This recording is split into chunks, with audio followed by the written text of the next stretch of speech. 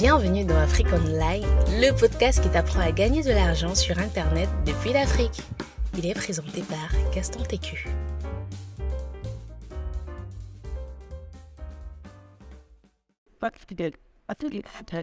Il y a à peine quelques heures, j'ai sorti une vidéo YouTube dans laquelle je disais que j'avais quitté le Cameroun. J'avais décidé de quitter le Cameroun. Et j'ai eu pas mal de réactions, pas mal de personnes qui ont réagi. Et les réactions étaient quasiment tous similaires. C'est-à-dire quoi? Beaucoup de gens, lorsqu'ils ont vu le titre, lorsqu'ils ont vu la vidéo, se sont dit « Ah, enfin Gaston décide à partir. Enfin Gaston décide à quitter le Cameroun. » Vraiment, d'autres me disent, tous les me montrent que quoi, tu dis que tu entreprends, machin gars, on connaît comment est le pays. Le pays est difficile, le pays est dur, le pays n'avance pas, etc., etc. Et beaucoup étaient comme réjouis du fait que j'abandonne mon rêve, mon idéal et autres. Beaucoup étaient comme enchantés, ravis, limite sautaient de joie parce que j'avais abandonné mon rêve, parce que j'avais abandonné ma raison d'être, on va dire ça comme ça. Et quand tu vois ça, tu te rends compte qu'il y a beaucoup de gens qui espèrent, qui souhaitent, qui désirent te voir tomber. Et laisse-moi te dire que, en fait, je quitte pas le Cameroun. Si tu as pris le temps de regarder la vidéo, tu vas voir de quoi il s'agit. Je vais te mettre la vidéo en description pour que tu puisses la checker quand tu auras le temps. Mais je quitte pas en fait le Cameroun. C'est plus complexe que ça. Et dans ce podcast, je voudrais vraiment partager avec toi une chose. Tu sais, dans la vie, les gens, tes proches, souvent, beaucoup de tes proches ne sont pas prêts à te voir ici, ne veulent pas te voir ici. Je te le dis en toute franchise. Tu auras beaucoup de gens qui vont être contents, entre guillemets, contents pour toi, dans le sens où, comme je disais dans la vidéo, on va t'appeler aux entrepreneurs, aux millionnaires, aux machin. Mais dans les faits, ils ne seront pas contents. Ils seront, je vais dire quoi, envieux, ils seront jaloux, ils seront... bref, ils ne voudront pas te voir ici. Je vais te prendre un petit exemple de ce qui m'arrive souvent lorsque je partage. Par exemple, j'ai des contacts WhatsApp, je partage régulièrement mes contacts WhatsApp à mes publications et autres, à mes amis, bon, souvent c'est membres de la famille. Et le conseil est souvent quasiment le même. C'est-à-dire quoi? Beaucoup d'entre eux peuvent voir la chose, peuvent voir le truc, peuvent voir les trucs. En fait, peut voir le message, mais ne le partage pas. Tu vois, ne le partage pas. Ils voient que tu en te fais par exemple une promotion, ne le partage pas. Et j'étais souvent en mode que, les gars, ça vous coûte quoi? Au départ, j'étais vraiment en mode là, les gars, ça vous coûte quoi de partager? Ça t'enlève quoi de soutenir? C'est-à-dire que si tu fais ça, qu'est-ce qui va se passer en toi? Qu'est-ce qui va changer en toi? Est-ce que le monde va s'écrouler? Est-ce que la terre va s'arrêter de tourner ou bien quoi? Parce que, en fait, tu vois, je comprends peut-être que je paye un service, je comprends. Je comprends que tu ne payes pas quelque chose, je comprends tout à fait. Mais la partie là, je comprenais pas, en fait, pourquoi. Ça t'enlève quoi de le faire, tu vois? C'était un peu ça souvent qui me sidérait que, mais attendez un peu, les gars, ça t'enlève quoi de le faire? C'est gratuit, en fait. Si tu me dis que ça prend le temps, ça prend pas le temps. Tu appuies sur la flèche qui demande de transférer le message, tu ramasses statut et voilà, c'est fini. Mais beaucoup de gens, lorsqu'ils voient ce message, ils ne partagent pas et autres. Un truc que j'avais vu, une histoire, même pas une histoire, mais un truc qui m'était arrivé une fois. J'ai un compte TikTok, si tu ne le sais pas, j'ai un compte TikTok. Et sur mon compte TikTok, je partage régulièrement des vidéos assez inspirantes. Et j'apprécie partager ça. J'avais constaté une chose. TikTok, ce qui est bien, c'est que tu peux voir qui a vu tes vidéos. Tu peux voir aussi qui a vu et liké. Il y a donc certains de mes amis qui ont vu des vidéos, qui voient quotidiennement les vidéos. Mais lorsque tu vois les gens qui ont liké, tu te rends compte que c'est la majorité des inconnus. Pour ne pas dire quasi aucun de mes amis ne like mes contenus. Tu vois un peu. Quasi aucun ami ne like les contenus, ne partage les contenus, tout ça. Mais ils voient. Et un jour, je voulais faire une vidéo ras-le-bol le jour. La jour, j'étais tellement énervé parce que ce 70 likes que j'ai eu, 70 likes, il n'y avait aucun de mes amis à l'intérieur. Pourtant, la vidéo avait fait un truc comme 400 vues. Dans les 400 vues, au moins sur près de 50 vues, il y a mes amis. 50 vues. Mais personne n'a liké. La question que je me suis posée, c'est est-ce que le contenu ne t'a pas plu? Ou bien, c'est pas. Moi, vraiment, à un temps, je partageais systématiquement tout ce qu'on m'envoyait. Tout ce qu'on m'envoyait. Dès qu'il m'envoie, je partage. Je ne cherche pas à savoir ce que c'était. Alors, moi, j'ai commencé à partager. Il y avait quelqu'un qui m'a envoyé les contenus pornographiques que j'ai partagés. C'est là qu'un camarade me dit que, attends un peu, boss, regarde ce que tu viens de partager. Qu'est-ce que tu as mis un statut? Quoi? Je regarde, ah, c'est un contenu pornographique. J'écris à la personne qui m'envoie, si tu as un contenu, s'il te plaît. Parce que je peux partager ça. Et avec le temps, j'ai décidé de ne même plus partager les publications de gens qui sont en mode réticence, qui ne disent rien, qui ne partagent rien autre. Pourquoi? Il y a une, par exemple, qui m'avait dit un jour, puisque j'ai envoyé mes contenus, elle a envoyé sa page, j'ai envoyé. Un moment, je lui ai demandé, la main, dis-moi un peu, elle. Je t'ai jamais vu partager mes trucs. C'est quoi la raison précise? J'ai demandé, bon, parce que c'est quelqu'un que je respecte, donc je lui ai demandé ça avant d'appliquer une certaine sentence. Elle m'a dit, Gaston, en fait, mon statut est consacré à Dieu, tu vois. Mon statut est consacré à Dieu. Ça veut dire que tout ce que je vais poster sur mon statut, c'est seulement par rapport à Dieu. Autrement, je postais mon business, mais pas le business des autres. Voilà pourquoi je ne partage pas tes trucs. Ce n'est pas seulement pour toi, mais c'est également pour tous ceux que je connais. Donc, ne le prends pas de façon personnelle. Et moi, j'ai dit, ok, d'accord. Étant donné que tes statuts sont consacrés à Dieu, il faut savoir. Bon, je ne l'ai pas dit directement, mais j'ai ça dans mon cœur. Moi, alors, je vais donc arrêter tout simplement de partager tes publications parce qu'apparemment, ça ne sert à rien. Parce que tu ne vas pas me dire que voilà, les statuts des autres ne sont pas consacrés à Dieu, mais toi, en fait, ça n'a aucun sens. Bref, je te dis que beaucoup de gens ne sont pas fiers de te voir avancer, ne sont pas fiers de te voir ici. Beaucoup de gens sont en mode j'attends que le glacier tombe. J'attends que le glacier échoue. Je souhaite que le glacier échoue. Qu'il reste avec moi dans la misère. C'est ce qu'on appelle souvent la mentalité du crabe. Quand quelqu'un essaie de sortir un peu du seau, il arrête. Genre, prends plusieurs crabes, tu les mets dans un seau, tu vas voir. Quand un va essayer de sortir du seau, un autre va sortir la pince pour l'arrêter, pour dire qu'on reste tous ensemble dans le seau. Personne ne sort.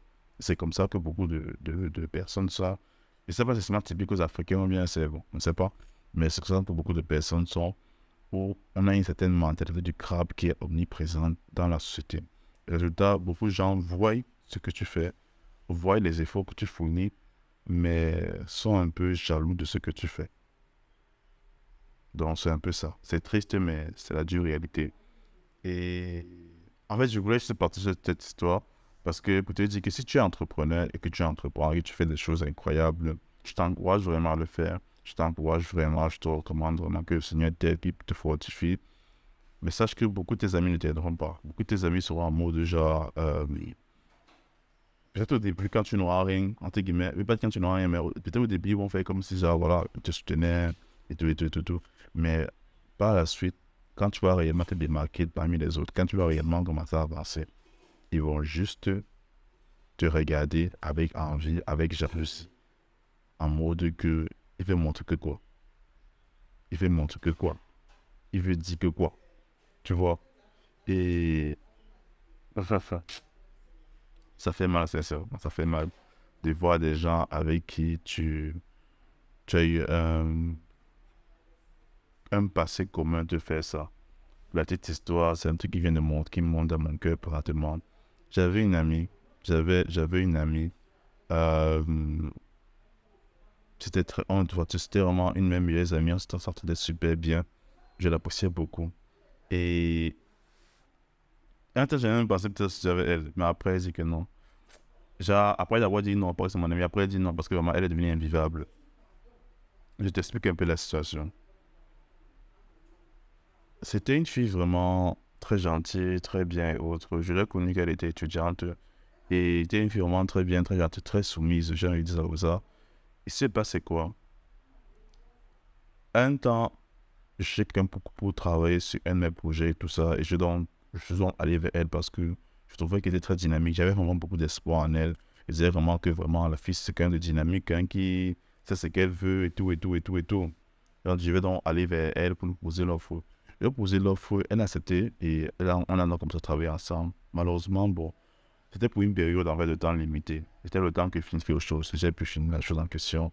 Et voilà, on a recommencé. J'ai donc dit, ma mère, vraiment, c'est cool, mais on va devoir se séparer. C'était triste, mais j'avais pas trop le choix. Je peux pas me permettre de continuer avec elle puisque je n'ai plus besoin d'elle. Donc, on s'est séparé en bon terme. Par la suite, elle a, elle avait bien une recommandation. Je se fait recommander par quelqu'un pour un truc que pas. Je le dois recommander à son futur patron. Une fois que j'ai fait la recommandation, bon, elle a eu le poste, gloire à Dieu, c'est en grâce. Par la suite, après avoir eu le poste, je ne me suis pas rendu compte tout de suite, mais elle a commencé à changer. Elle a commencé à parler de façon hautaine, de façon mal placée aux gens, Et voilà. Au départ, c'était quelqu'un qui, j'avais dit ça comme ça, m'encourageait beaucoup.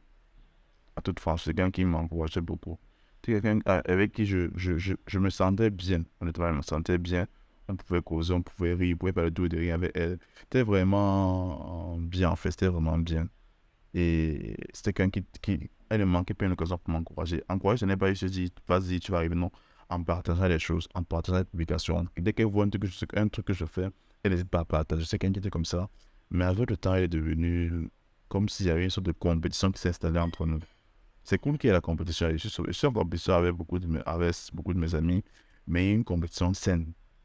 Tu as un problème, je t'aide. J'ai un problème, tu m'aides.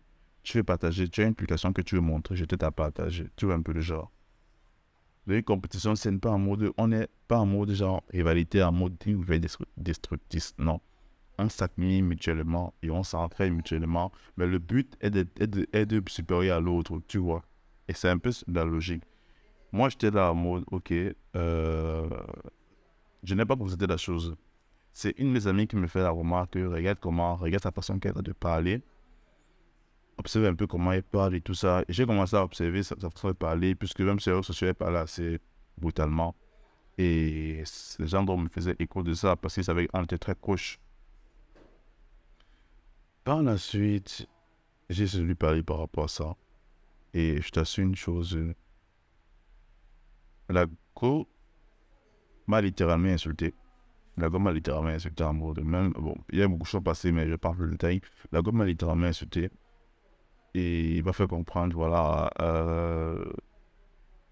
entre guillemets, je suis personne pour lui faire la morale, entre guillemets. Et il y a tellement de choses. Le jour-là, j'ai compris que j'avais perdu une amie. Et ça, c'est un cas parmi tant d'autres. Aujourd'hui, j'ai envie de dire que c'est une personne lambda dans mon répertoire. Ce n'est plus mon ami personnel que j'avais avant, non. C'est une personne lambda dans mon répertoire.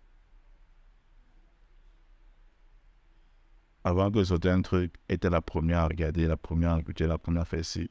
Aujourd'hui, quand elle sort une vidéo, quand elle me pose une question, je lui demande d'aller peut-être sur YouTube regarder. C'est comme si je l'avais puni. C'est comme si j'avais puni la fille, que mais ça l'énerve tellement. Que pourquoi tu me reprends directement, moi directement, alors que tu n'as pas besoin de lui dire, va donc regarder la vidéo, parce que tu as répondu à l'intérieur. Bref, ça fait mal d'en parler, mais quand tu es entrepreneur, si tu veux vraiment te lancer à l'intérieur, si tu veux vraiment aller, parce que l'entrepreneuriat, c'est pas un niveau, tu vois un peu, non. Il y a le niveau, tu es petit. Là où voilà, tout le monde est ton ami, tout le monde t'en tu es encore un petit commerçant, tu es encore un gars qui se débrouille, qui veut pas dire qu'il se débrouille, on se débrouille toujours, tu es encore un petit gars. Mais quand tu testes un niveau, les gens commencent à te regarder bizarrement. Les gens commencent à te regarder comme si tu vas devenir le méchant de l'histoire. Je me rappelle un jour, je causais avec un ami, et je sais pas, on était en désaccord par rapport à un truc. Lors de la conversation, il me lâche en mode que, genre, il a même dit quoi? Oh, c'est pas parce que tu es entrepreneur que tu te crois tout permis. Je sais déjà, c'est quoi le rapport entre ce qu'on dit maintenant et le fait que je sois entrepreneur? C'est quoi le rapport entre les deux? Ça m'a fait, ça m'a fait un genre. Je te dis que j'ai vraiment très peu d'amis depuis que j'ai commencé l'aventure entrepreneuriale.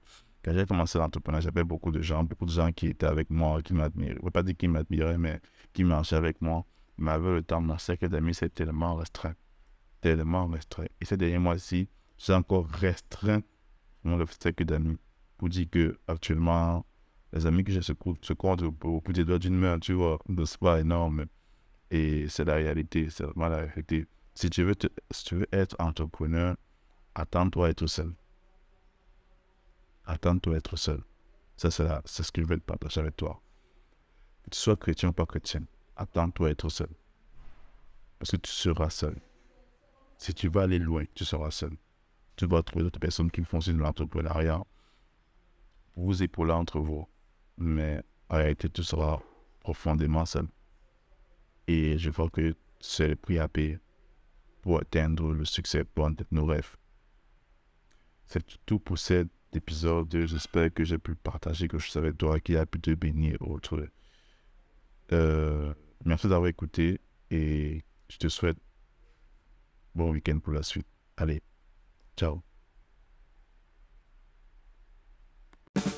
Merci d'avoir suivi notre podcast. N'hésitez pas à nous donner une note sur iTunes, à nous suivre sur nos différentes pages pour être informé en temps réel de nos différentes promotions et offres. C'était Afrique Online, le podcast qui vous apprend à gagner de l'argent sur Internet depuis l'Afrique. Et on se dit à la semaine prochaine.